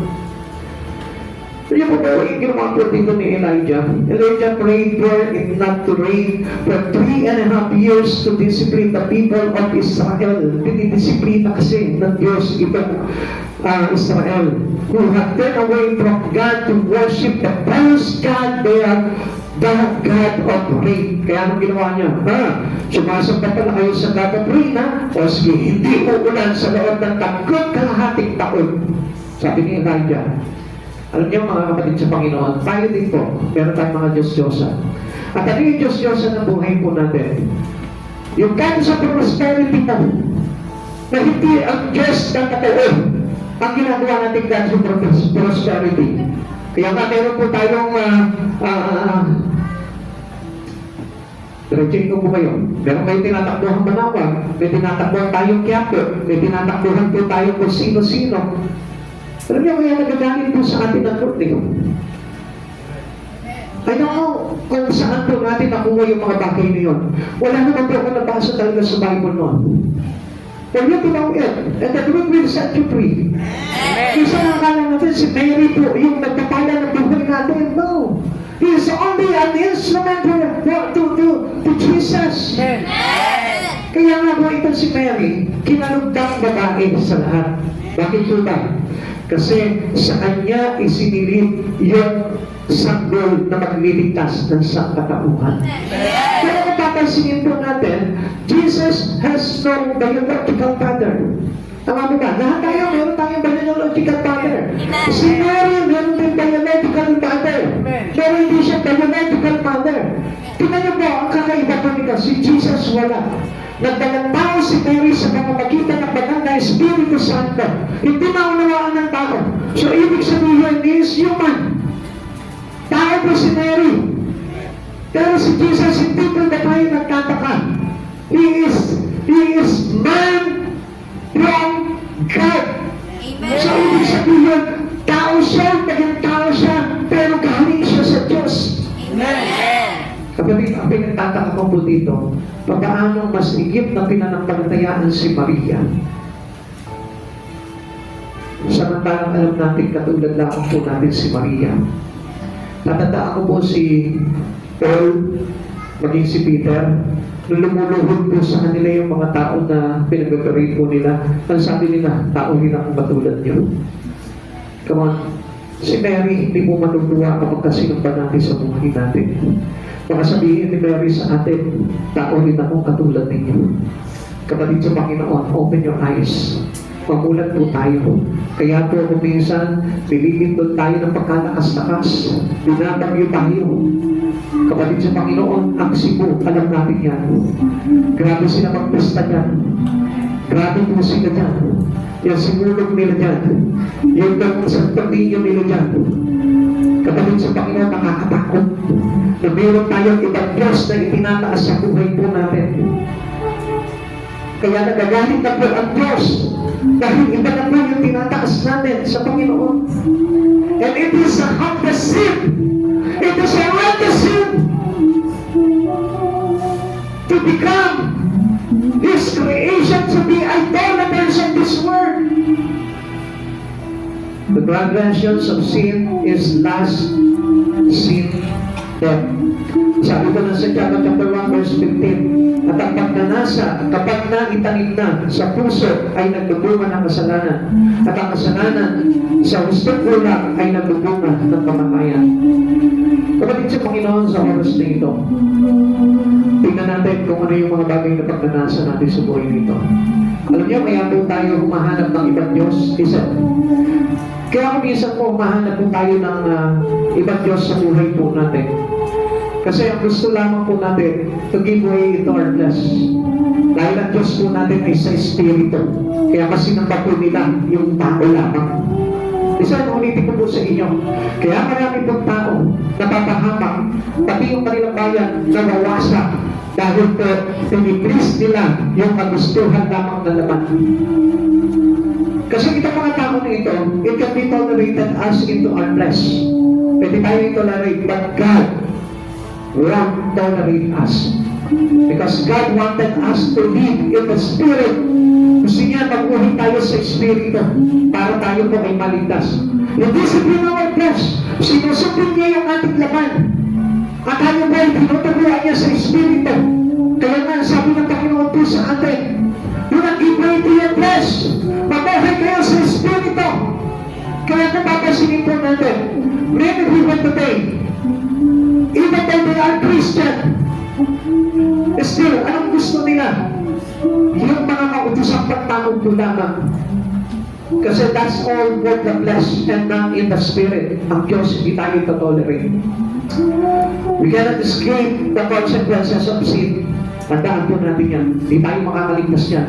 Sabi mo ng bilang 32, verse 23, ngunit kung hindi kayo ninyo gagawin ang inyong sinabi, pagkakasala kayo laban kay Yahweh, at ito ang tandaan ninyo, diyan matagbabayaran ninyo ang inyong kasalanan. Si Jesus lamang po, si Yahweh lamang po, ang Banal na Espiritu lamang po, ang kailangan po natin paglingkuran sa buhay po natin. Alam niyo po itong mga Israelita na ito, yung bibinigad at Ruben. Yung time na nakuha na po nila, yung pagti na gusto po nila lupain, yung pinabibigma po sa kanila yung land of milk and honey. Sabi po nila kay Moises, sabi nila kay Joshua, dito na naman kami, bigay nyo na lamang ito lupain na ito. At hindi na po kami kukuha ng pagti doon sa land of milk and honey. Mga kapatid sa Panginoon, it is selfishness of man. Minsan kinukuha lamang po natin yung parte natin sa Panginoon. And then, hindi na tayo nagpapatuloy sa Panginoon. Kinukuha lamang natin yung biyaya sa Panginoon. Pero, hindi na tayo nagpapatuloy sa Panginoon. Pinagpapaya tayo ng Panginoon, pero hindi na tayo nagpapatuloy sa Panginoon.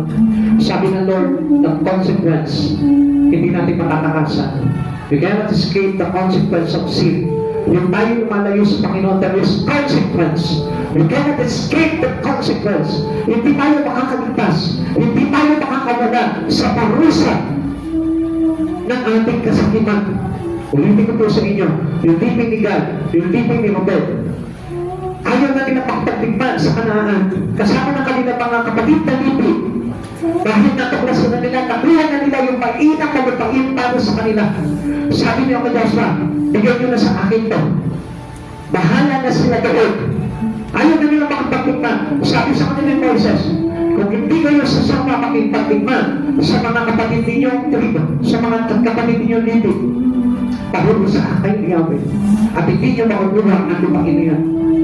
Kaya sa takot po nila, nakiusap po sila dito kay Moises. Sabi nila, igagawa lang mo muna naman ng tirahan yung aming mga mahal sa buhay at yung aming mga kapal. At pagkatapos, sasama kami magpagtigman. Kaya ang sabi po sa kanila sabi po nila ni Moises sa kanila, kung hindi niyo tutuparin ang inyong pangako kay Yahweh, pananagutan niyo ito at pagbabayaran ninyo.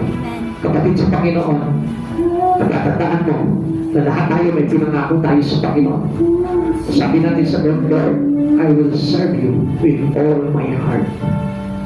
Pagkatapos po dito, nung tayo na nakaliwasan mo na sa buhay, nakuha mo na yung magandang buhay, nakuha mo na yung pangarap mo, sa pagtinakasan mo yung panawagan mo sa Panginoon.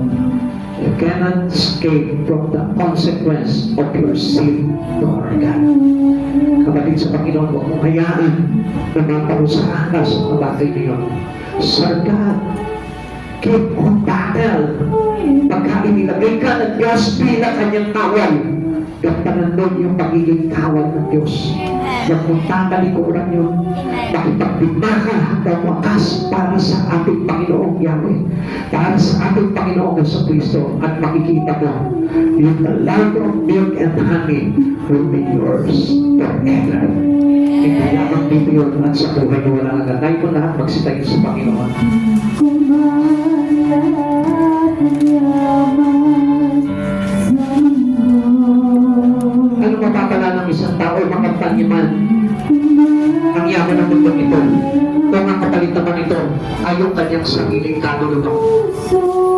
Kapatid, bakit hindi mo sabihin sa Panginoon, Lord, give me a heart that will of desire in you. Tingin mo sa Panginoon sa oras na ito, Lord. Bigyan mo ng puso na malapit sa iyo. Puso na may pag-asa na maglingkod sa iyo habang buhay. Puso na hindi naglalaban ka, Panginoon. Puso na hindi namamayaw. Hindi namatalikod sa pagmamahal mo, Yahweh. Ako, nakikinig ang Panginoon. Lalo na with regard of your soul and your relations to God. Nakikinig niyo sa oras na ito, ang Panginoon. Sabi mo sa kanya, pero tinanatag kita sa buhay ko.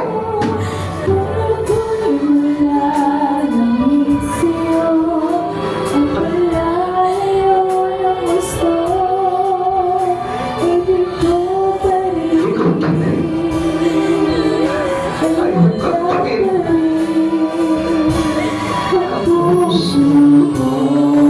Ulitin mo yung kanta yun.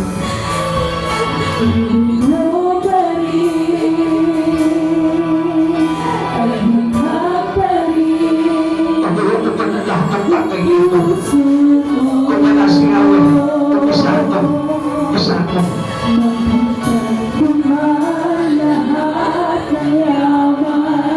Pinaginawanan na sa mundong ito. Pagkapantag ng mga pangarap mo. Sige, tabami ang pera mo. Ito na gagawin ka naman sa Panginoon.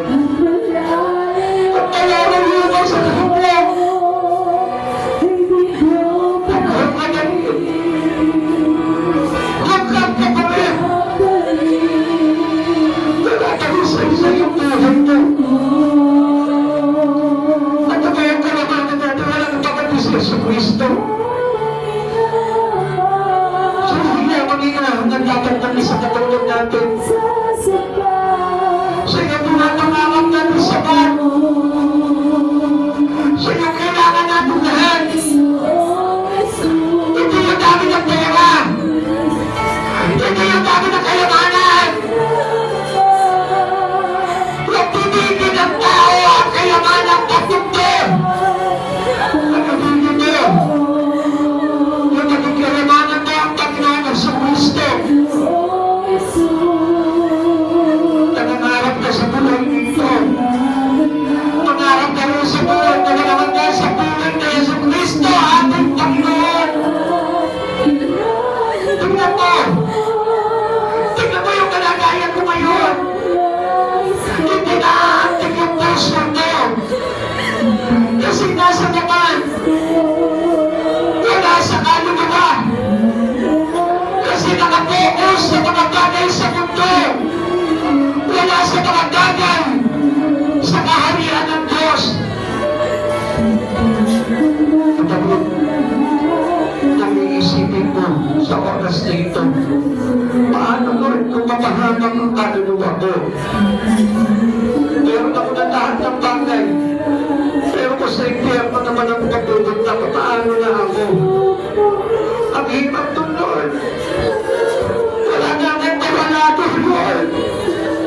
Pagkapunta na kayo sa impyerno, Lord, kaya ako.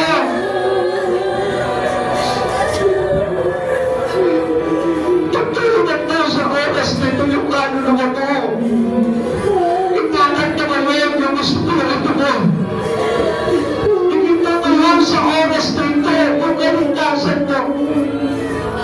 Ang dami mga nakakahawag sa patangitan talabang. Ang dami nakapaniwala. Dahil sa pagkahumaling sa sandamutak ito.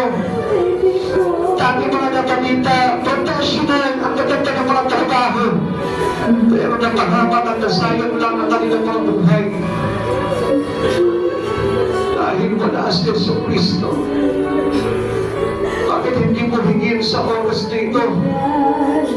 Si Jesus na tagapagligtas. Minsan, nararamdaman. Nagagamit na po pala natin ang Panginoon para sa pansarili po lamang. Minsan nagagamit na po natin yung mga bagay sa Lord para sa pansarili kapakanan lamang po. Minsan marami po ang mga tao lumalapit ka sa Panginoon, pero iba naman yung lang hinihingi.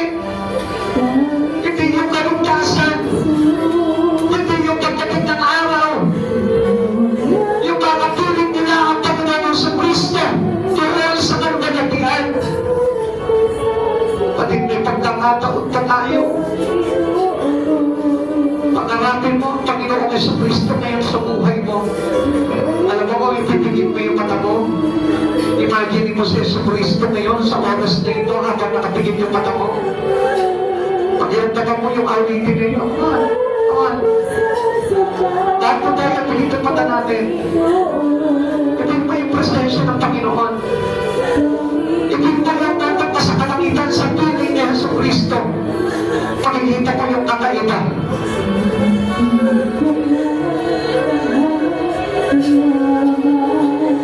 Sa mundo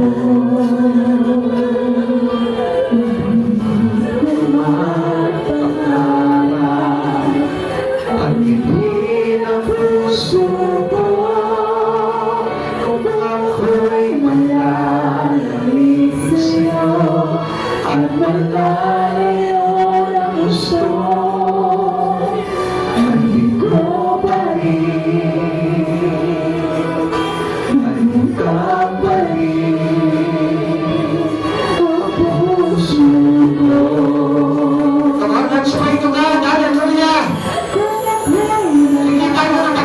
Sa Panginoon. Panginoon, kita sa nandiyan sa Lord. Kapagod, Panginoon, na ikaw talaga yung kailangan namin, O God. Papatunayan namin, Panginoon, sa buhay na ito, Lord. Ikaw yung kailangan namin, Panginoon. Naalala ko lamang po yung isang nakausap ko. Sa oras nito, gusto ko lamang pong i-review po dito. Naalala ko yung isang nakausap ko. Sabi niya, Pastor, I am also a servant of God. Matagal na ako naglilingkod sa Panginoon, Pastor. Kung saan na ako napupunta. Kung saan na ako ibinala ng Panginoon. Sabi ko, mabuti po yan. Dahil ang buhay naman po natin ay para sa Diyos talaga.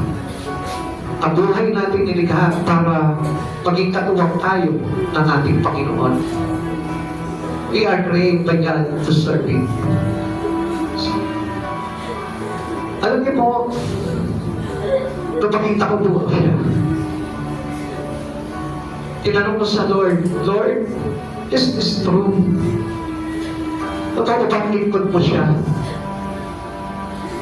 Alam niyo po kasi, bilang mga pastor, binigyan po kami ng Espiritu to serve galing sa Panginoon. And we discern a person who is the real a servant of God. Alam niyo, isang bagay na nakikita ko kapag natotoo ka lingkod ng Panginoon, that is humbleness.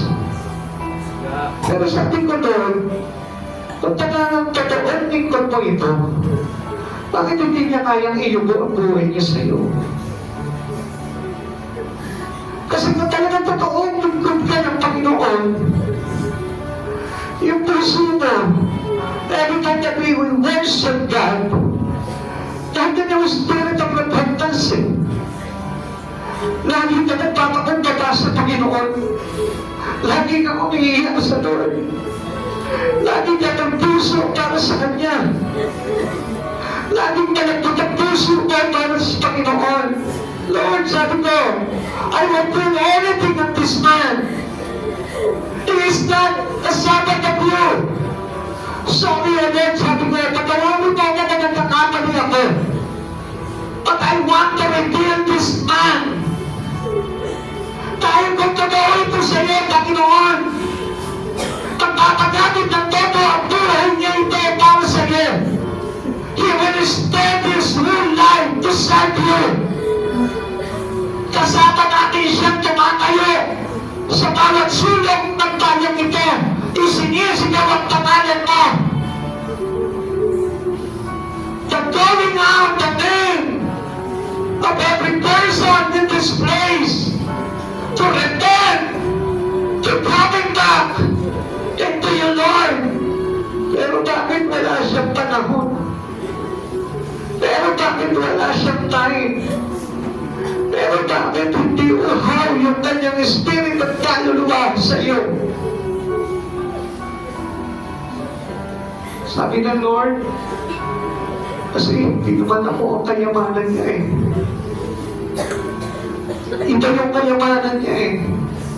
Ito yung hinihingahan ng kayamanan. Ito yung pangarap niya. It is all personal.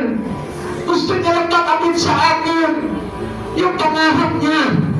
Pero hindi ako yung pangarap niya eh. Kapatid sa Panginoon, gusto ko na mag-isip po tayo sa katotohanan.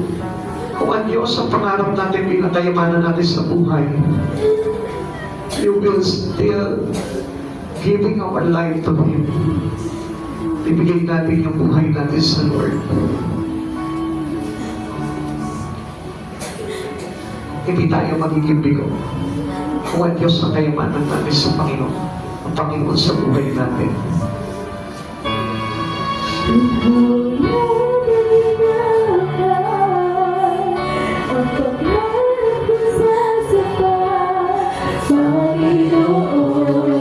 Hallelujah sa naman Panginoon.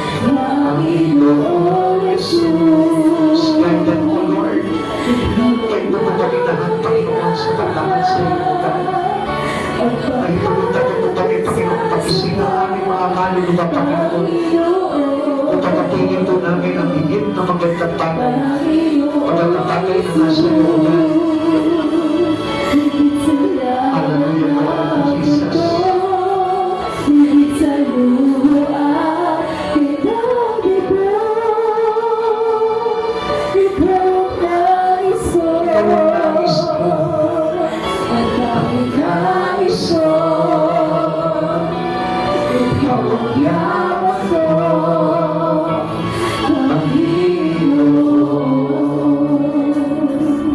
Diyos, patuloy po kami lumalapit sa iyong habag at biyaya. Patuloy kami nagpapasalamat sa iyo, Panginoon, sapagkat patuloy po kami inaabot sa aming kalagayan, Lord. Iwalay kami sa iyo dahil sa kasalanan ng God. Subalit, mahabag ka sa aming Panginoon. At sa kahabagang iyan, Lord, pinahintulutan mo po kami, Panginoon, na makalapit sa iyo. Di man po kami, Panginoon, naging matuwid. Di man po kami naging karapat-dapat. Subalit, napakabuti ng iyong kalooban. Pinahintulutan mo ang isang katulad namin, Panginoon, na makalapit sa iyo. Panginoon, nagpapasalamat po kami sa biyaya nito, Lord. Papasalamat kami dahil binigyan mo po kami ng pagkakataon na iayos, Panginoon, ang lahat sa aming buhay. Panginoon, turuan mo po kami sa mga bagay nito, Lord, upang na sa ganun, Panginoon, patuloy namin maipasaayos sa iyo, Panginoon, ang kalagayan ng aming mga kaluluwa at spirito, God. Panginoon, patuloy namin ininalapit sa iyo, Panginoon, ang buhay namin ito, God. Mag-ari ka sa amin, O Lord. Pag-arihan mo po kami ng wagas at turuan mo po kami makasunod sa kalooban mo po lamang. Panginoon, maraming salamat po, Lord, sa biyaya ng mga aral, sa biyaya, Panginoon, ng kapahayagan, at hayaan mo sa oras nito, Lord, dalangin ko na nakapasok ka sa puso ng bawat isa sa amin na narito. Panginoon, upang pagkaroon kami ng interes, ng desire, ng willingness, Lord, na mapaglingkuran ka at maging isa kami, Panginoon, sa mga bagay na isinusulong mo, Panginoon, sa church na ito, God. Panginoon, upang na sa ganun, hindi na kami mahirapan na humingi pa ng mga pagpapala dahil sabi mo, Lord, tataglayin namin ang mga pagpapala at kasalanan sa buhay nito. Maraming salamat po, Panginoon. Salamat sa kaligtasan, sa pamamagitan ng iyong salita. Salamat po, Panginoon, sa banal mong katwiran, Lord, na kung saan ikaw ang Diyos na patuloy po, Panginoon, ang maabot sa kalagayan po namin lahat, O God. Maraming salamat po, Panginoon. Pinag-claim ko, Panginoon, na mayroong nang inabot sa oras dito, Lord, to change their way, to change their life, to change their attitude, to change everything in them, O Lord. Sapagkat ikaw yung Diyos na nagtatransform ng aming buhay. Maraming salamat po, Panginoong Jesus. Balutin mo po kami ng iyong banal na dugo. Ilayo niyo po kami, Panginoon, sa anumang kapahamakan at mahigpit na pagsubok. At patuloy mo, ilaloy sa amin, Panginoon, ang kasaganahan. Di lamang sa buhay na ito, kundi sa buhay na walang hanggan. At sa aming pag-uwi, Panginoon, sa aming mga tahanan, Panginoon, ilayo niyo po kami, Panginoon, sa anumang mga bagay na banta ng kaaway, Lord. Ilayo mo po kami sa panganib, ilayo niyo po kami sa bagyo, ilayo niyo po kami sa mga marahas, at patuloy mo po kami palutin ng iyong banal na dugo, at samahan ng iyong presensya, at ang mga libo-libong anghel sa langit, Panginoon, na siya magbabantay sa amin at sa aming mga sasakyan, upang maluwalhati kami makarating sa aming pupuntahan at makauwi sa aming mga tahanan. Maraming salamat po, Dakilang Diyos. Pagpalain mo po ang church na ito, ang bawat mission, ang bawat gawain, lagyan mo po ng kapangyarihan o God upang malaya kami pakatod na maraming kaluluwa na dadalhin po namin pabalik sa iyo. Salamat po, Panginoong Jesus, sa iyo po ang dakilang kapurihan at lahat ng karangalan sa tanging pangalan mo po lamang. In Jesus' name, Amen and Amen. God bless you all po. Pagpalain po ng Panginoon.